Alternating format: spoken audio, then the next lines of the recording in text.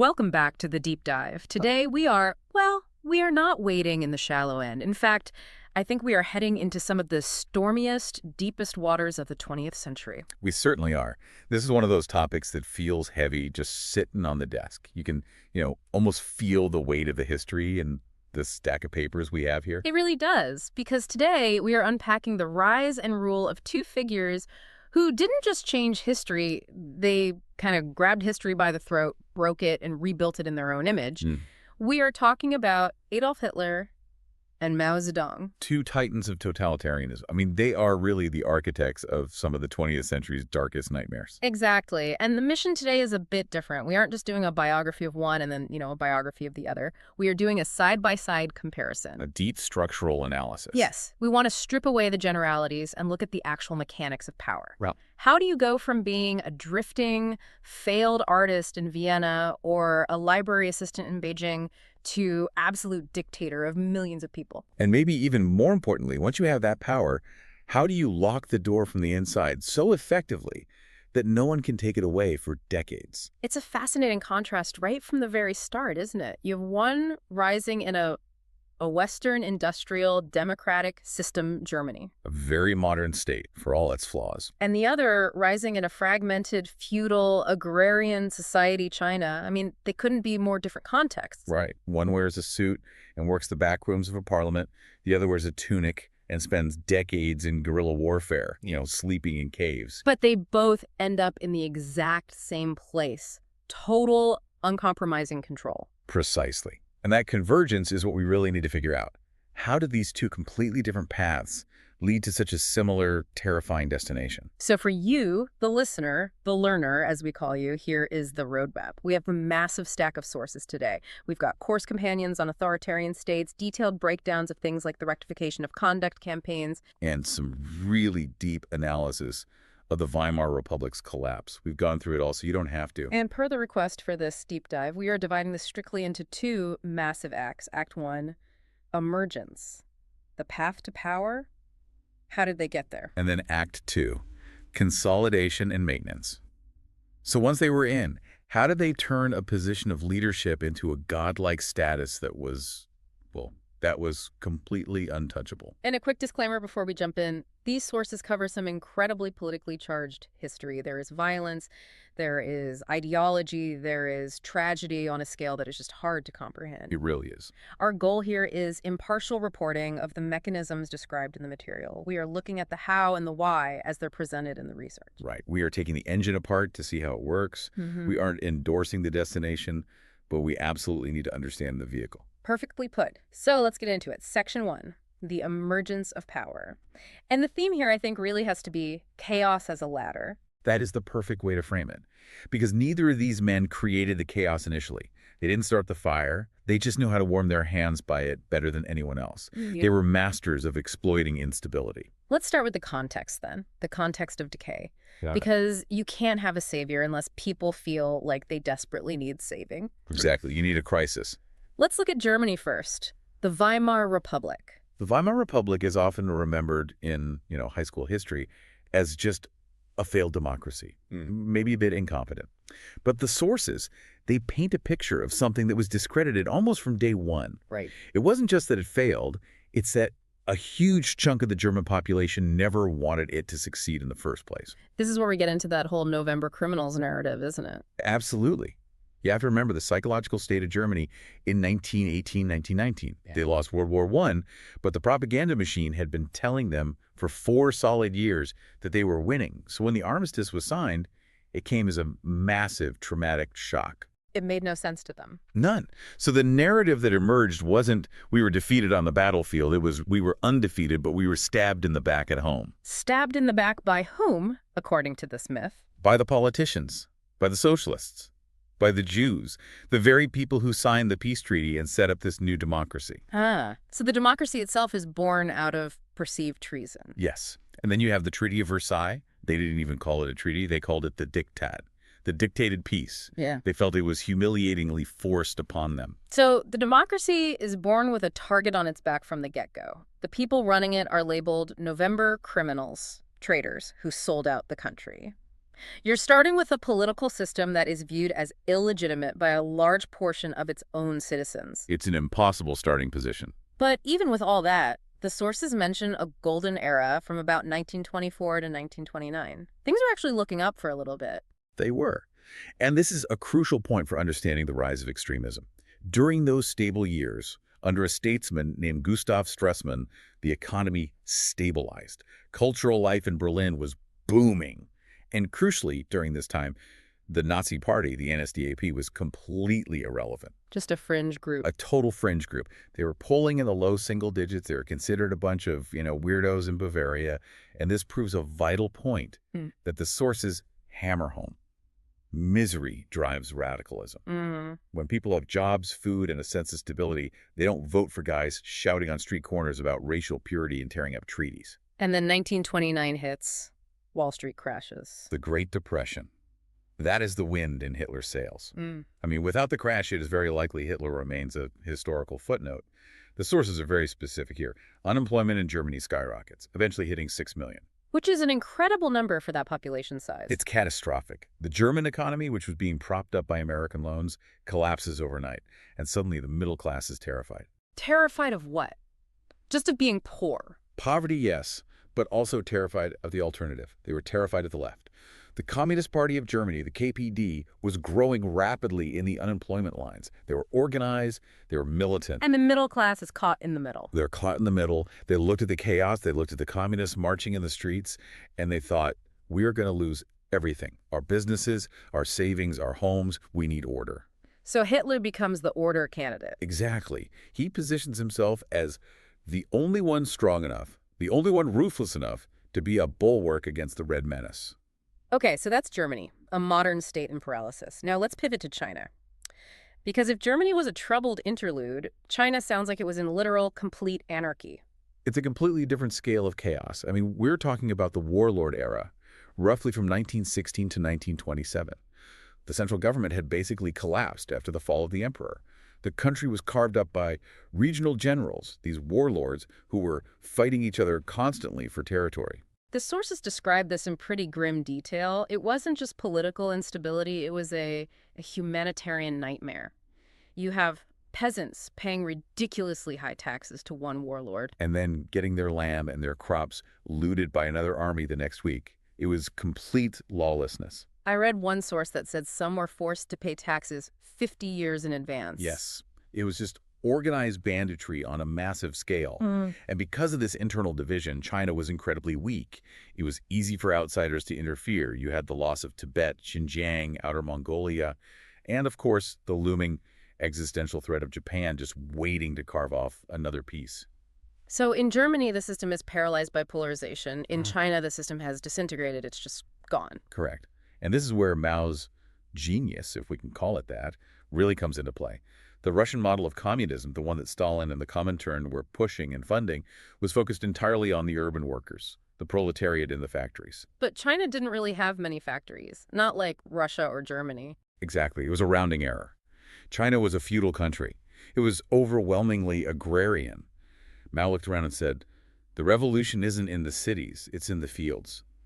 He saw the peasant masses, these hundreds of millions of angry, starving farmers, as the true engine of revolution. That's a huge ideological break. It's massive. While the other Chinese communists were trying to organize factory unions in Shanghai and getting crushed by the nationalists, Mao was out in the countryside looking at the millions of people being crushed by landlords and warlords. So, a totally different power base. Hitler is playing on the anxieties of a fallen industrial power. Mao is tapping into the ancient rage of a feudal peasantry against the landlord class. And that fundamental difference dictates their tactics, which brings us neatly to part B, the tactics of ascent. Right. Let's unpack Hitler's dual path. This is really interesting because early on, he tried to do it the violent way, didn't he? The beer hall putsch in 1923. Yes. He tried to copy Mussolini's March on Rome. He basically fired a pistol into the ceiling of a beer hall in Munich, declared a national revolution, and marched his men into the city center the next day. And it failed. Miserably. The police fired back. 16 Nazis were killed. Hitler was arrested and went to prison. It was a complete disaster. But, and this is the key pivot, while he was in prison writing Mein Kampf, he had a revelation. He realized that in a modern state like Germany, with a professional army and police force, you can't just outshoot the government. No, you have to outvote them. The strategy of legality. He calls it the strategy of legality. He decides to destroy the democracy from the inside, using his own rules against it. He reorganizes the party, he perfects his public speaking, and he decides to run for office. But he didn't give up the violence entirely. It wasn't all speeches and posters. No, and that's the dual part. It's absolutely crucial. On one hand, you have Joseph Goebbels running this incredible modern propaganda machine. They are holding mass rallies, torchlight processions, using film, using radio. They created the Hitler over Germany campaign in 1932. I love the detail on this. He was the first politician to use an airplane to campaign, wasn't he? Yes. It seems completely standard to us now, but back then it was like something out of science fiction. He would fly from city to city, speaking to massive crowds in 3 or 4 different places in a single day. The symbolism must have been incredible. It wasn't just efficient, it was symbolic. He was literally descending from the clouds to save Germany. It made him look modern, dynamic, omnipresent, like a messiah. And while he's doing this high-tech messianic campaigning, what's happening on the streets? Chaos, the SA, the brown shirts, they are the party's paramilitary wing. And their job is to control the streets. They're beating up communists, smashing up opposition meetings, starting riots. This seems so contradictory. How can you be the law and order candidate while your own guys are causing the riots? But that's the trick. It's the core of the dual strategy. The SA creates the chaos. People get scared. They see the street violence and think the country's falling apart. Then Hitler stands at the podium and says, "Only I can solve this. Only I can restore order." So he's selling the antidote to the poison he's injecting into the system? It's a protection racket. And the conservatives, the elites, they tolerate the SA because they think, well, at least they're beating up the communists. They're on our side, sort of. Incredible. Now, let's compare that to Mao. Mao doesn't have a ballot box. He can't run for president. He doesn't have an airplane campaign. No, Mao has the gun. Political power grows out of the barrel of a gun, as he famously said. His path to power is entirely military. But it's also about narrative, about myth-making. And for that, we have to talk about the Long March. Right. The Long March, 1934 to 1935. In the history books, this is often presented as this great heroic victory. But looking at the sources, it was a retreat, wasn't it? A desperate one. It was a desperate, disastrous retreat. The communists were being encircled by the nationalists, the GMD, led by Chiang Kai-shek. They had to flee their base in the south. They walked thousands of miles to the north, over mountains, across rivers, under constant attack. And the casualties were staggering. Staggering. 90% of them died or deserted. They started with maybe 80,000 to 100,000 soldiers and arrived with around 8,000. It was a catastrophe. So how did it become a legend? Mao. He spun it. He turned this military disaster into a propaganda tool. He called it a manifesto. He said it proved their resilience, their dedication.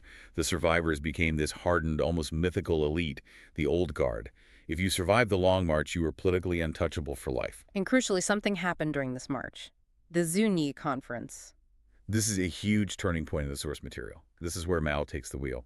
Until Zunyi, the Chinese communists were following military advice from the Comintern from Russian advisors, specifically a German agent named Otto Braun. And his advice wasn't working. It was getting them slaughtered. Braun was advising them to fight conventional set-piece battles against the much larger and better-equipped nationalist army. So at Zunyi, Mao steps up. Mao steps up and says, this isn't working. This is suicide. We need to go back to what we know. We need to go back to guerrilla tactics. We move fast, we hit hard, and we vanish. We lure the enemy in deep. He basically outmaneuvered his rivals. He sidelined Otto Braun, and he effectively took military control of the party. So Hitler gains control of his party by being the best orator and the best political campaigner. Mao gains control by proving he's the only one who can keep them alive in a war. That's a perfect summary. But there's one more massive factor for Mao that the sources emphasize over and over again, and that's the Japanese. Right. The full-scale Japanese invasion in 1937. The sources are blunt about this. Mao himself, years later, admitted in conversations with Japanese diplomats that the Japanese occupation essentially saved the communists. How so? That seems counterintuitive. Because Chiang Kai-shek and the nationalists, who were the legitimate government of China, had to do the heavy lifting of fighting the Japanese. They had to defend the cities. They were exhausted, drained. Their best troops were being killed in horrific battles like the one in Shanghai. And while the nationalists are bleeding out against the Japanese, The communists are in the countryside. They're expanding their base. They're engaging in small-scale guerrilla skirmishes, and they're letting the nationalists bleed themselves dry. so chaos really was a ladder. The Japanese invasion broke the ladder for the nationalists, but it built one for Mao. Perfectly put. It gave him the breathing room he desperately needed. Okay, so let's move to part C, the final step to leadership, the moment they actually take the top job. Because for Hitler, there's this persistent myth that he seized power in a coup d'etat. Right, the German word is Machtergreifung, the seizure of power. But historians and our sources are very clear. They call it a Stabübergabe, a handover of power. A handover, so he was just given it. In a way, yes. By late 1932, the Nazi vote was actually dropping. They had peaked. The party was running out of money. Hitler was reportedly depressed, even contemplating suicide. He was arguably on the decline. So what happened? The conservative elites, men like the former Chancellor Franz von Papen and the aging President Paul von Hindenburg, they were terrified of the communists, and they were tired of the parliamentary gridlock. They couldn't form a stable government. So they made a deal with the devil. They thought he was a useful idiot. They thought he was a loudmouth they could control. Von Papen famously said, "In 2 months, we will have pushed Hitler so far into a corner that he will squeak." Wow. They thought they could tame him. Their plan was, we'll make him chancellor, but we'll surround him with our conservative allies in the cabinet. He'll just be the popular frontman, the drummer boy, and we'll run the show from behind the scenes. We've hired him. That has to be one of the single worst miscalculations in all of human history. It is arguably the worst. So on January 30, 1933, Adolf Hitler is appointed Chancellor of Germany legally, by the book. He didn't storm the building. He was invited in through the front door by the gatekeepers of the old order. Now, contrast this with Mao. No one hired Mao. No one thought they could tame him. No, Mao had to kick the door down. The Chinese Civil War resumed after World War II from 1946 to 1949, and this is a straight-up brutal military conquest. And the sources mention the figure Lin Biao as being crucial here in transforming the Red Army. Yes, Lin Biao is a key figure. He took this guerrilla force and turned it into a professional, modern army capable of large-scale conventional warfare. They swept down from their base in Manchuria, and the nationalist armies, which were demoralized, corrupt, and poorly led, just crumpled. And it all culminates in that iconic image, October 1st, 1949. Mao standing at the Gate of Heavenly Peace in Beijing, in Tiananmen Square, declaring the foundation of the People's Republic of China. It wasn't a coalition. It wasn't a backroom deal. It was total military victory. A single-party state from day one. So we have the emergence.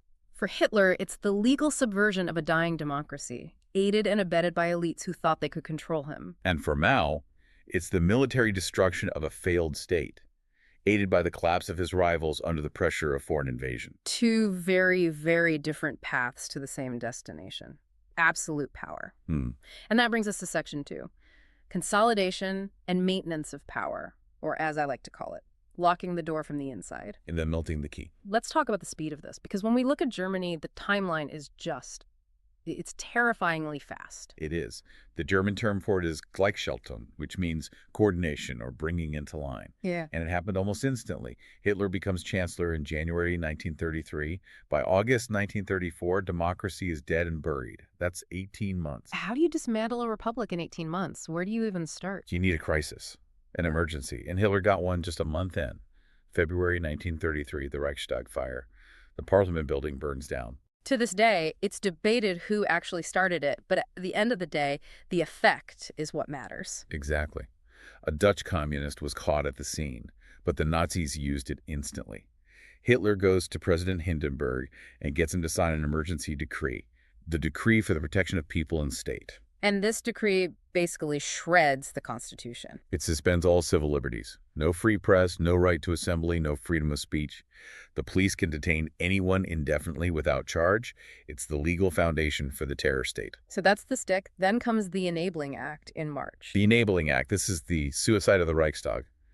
The parliament literally voted to give Hitler the power to make laws by himself without them for 4 years. Why on earth would they vote for their own irrelevance? Fear and intimidation. The SA was surrounding the opera house where they were meeting, chanting full powers or else.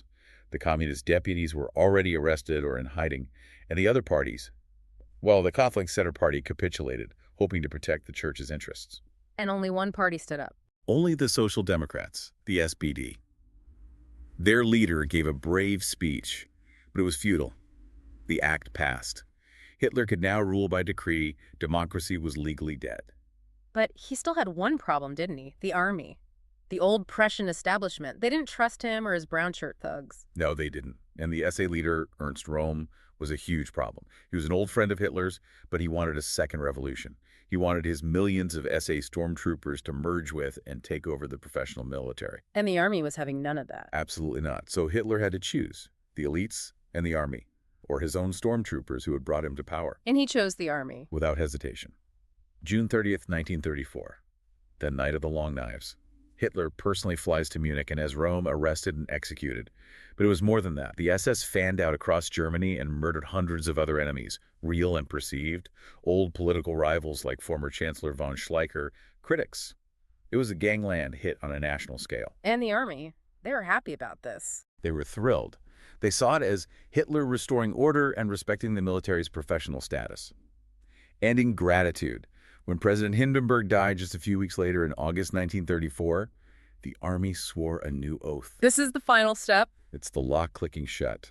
They didn't swear an oath to the Constitution or to Germany. They swore an oath of unconditional allegiance to Adolf Hitler personally as their Führer. Game over. Okay. Now let's look at Mao's consolidation. It feels, well, a lot less legalistic. He didn't need an enabling act, did he? No. Mao didn't have to worry about a parliament or a constitution because he had just won a war. He was the state. But he had a huge fragmented territory to bring under control. So his first step was launching the reunification campaigns. This is about bringing places like Tibet, Xinjiang, and the southern province of Guangdong under firm central control. Yes, asserting military control over the vast borders of what he considered China. Yeah. But the real consolidation happened internally.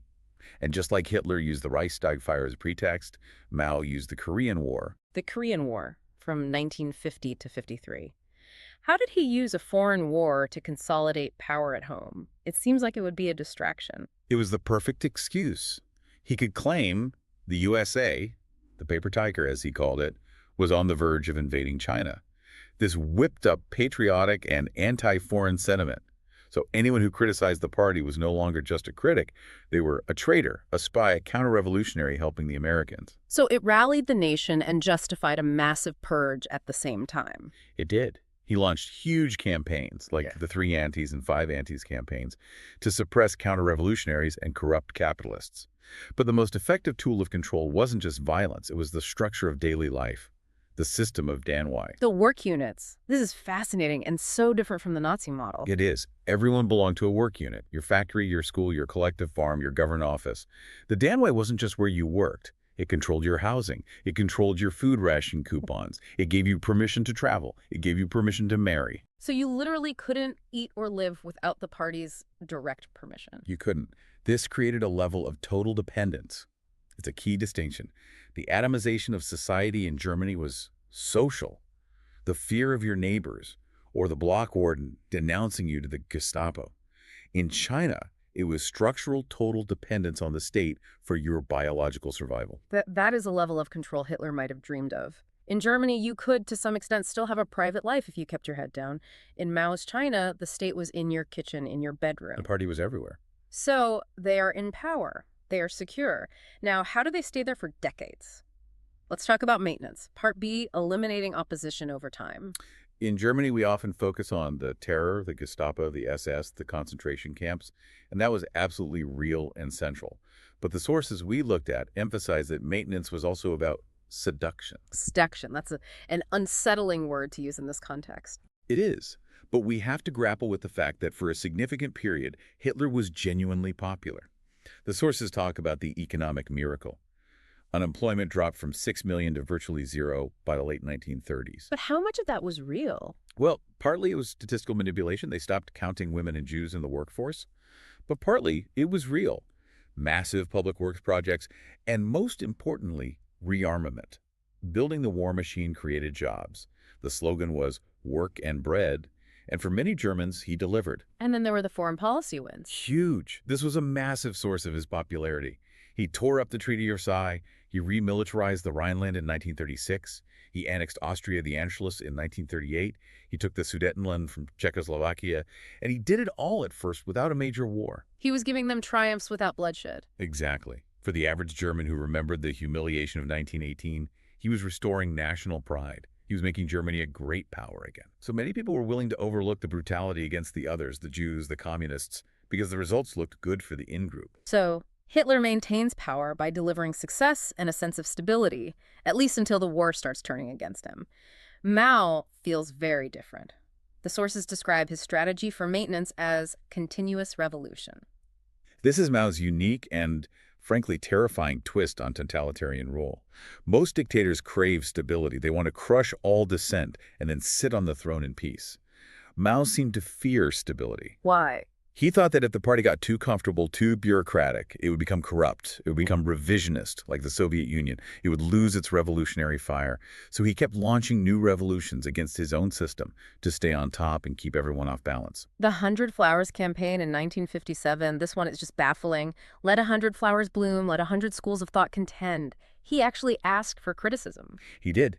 He invited intellectuals, artists, and officials to criticize the party, tell us what we are doing wrong, help us improve. And when they did, when they spoke up and said, hey, there's no democracy here, and the local officials are corrupt and act like little emperors, he crushed them. So was it a trap from the beginning? The sources debate this intensely. Some historians argue it was a cynical trap from day one to flush out his enemies, luring the snakes out of their holes, as the saying went. Right.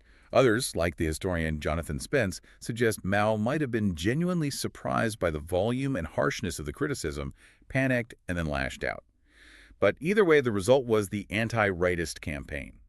500,000 of China's brightest minds were persecuted, sent to labor camps, or worse. And then the big one.